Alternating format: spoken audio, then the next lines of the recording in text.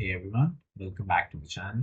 Today we're talking about Suzume, an anime film by Makoto Shinkai, the director behind hits like Your Name and Rhythm with You. Let me tell you right now, this one feels different.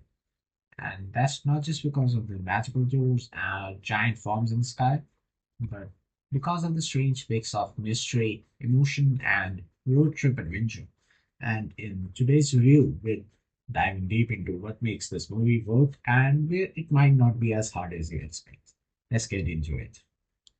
Suzume is a high school girl living in a quiet town in Japan. One day, she meets a mysterious young man who tells her he's looking for a door. Suzume finds the door in an abandoned building and opens it only to discover it leads to a strange world. After that, everything changes. Strange earthquakes begin to happen.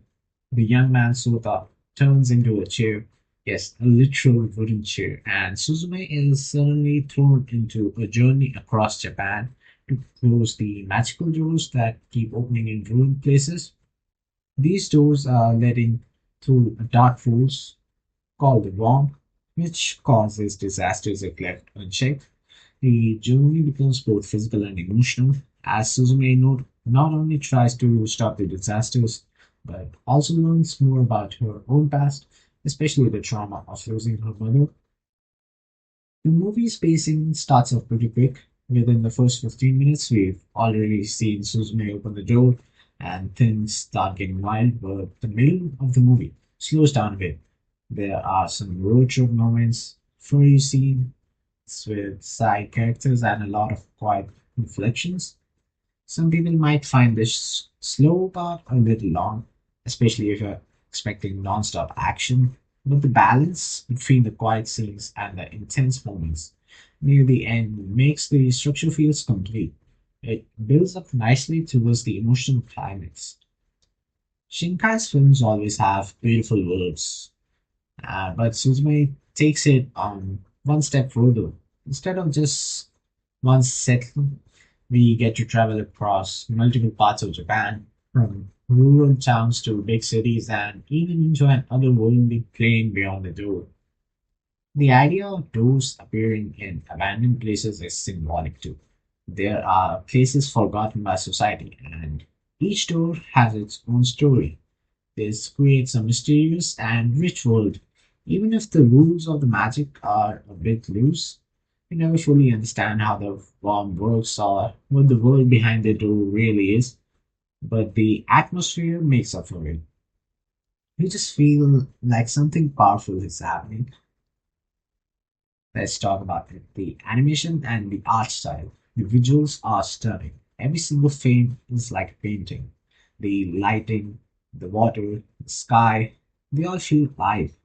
And the transitions between the normal world and the magical one are smooth and breathtaking. The design of the worm is creepy and massive. Suzume's little wooden chair comparison adds a fun touch of weirdness to the whole thing, I'd say. This is probably one of Shinkai's best looking films, and that's saying something. The soundtrack is done by Radvims, again, who also worked on Your Name and Weathering with You. And once again, they deliver high quality music. The music feels emotional and epic at the right moments. There is also a really cool use of silence in some scenes, especially when the tension builds around the door or the earthquakes. It pulls you in without needing loud sound effects all the time. Voice acting in both Japanese and English is solid, though I'd recommend the Japanese version if you want a full emotional experience. Suzume was also nominated for multiple awards, including Best Animation of the Year in Japan. It also received a 30-minute standing ovation at the Berlin Film Festival, which is not common for animated films. It became one of the highest grossing anime movies of all time, ranking right behind Shinkai's other works.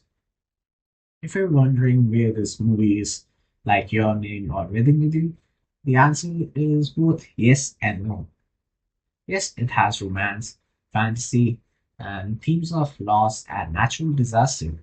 But no, it's not focused heavily on the love story. The relationship between Suzume and Sota is more subtle. It's there, but the movie cares more about Suzume's growth and healing. Also, while Your Name was all about fate and time travel, Suzume feels more grounded emotionally in a weird way.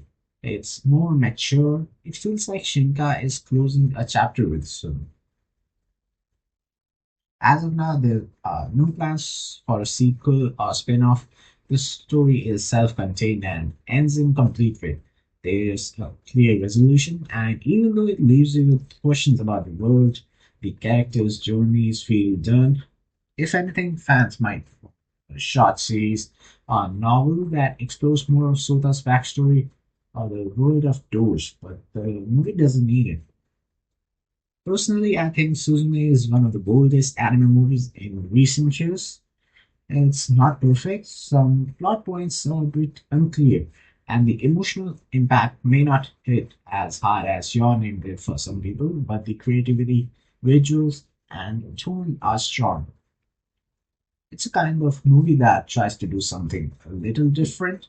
It mixes fantasy with real world trauma, adds comedy with a walking chair, and somehow makes it work.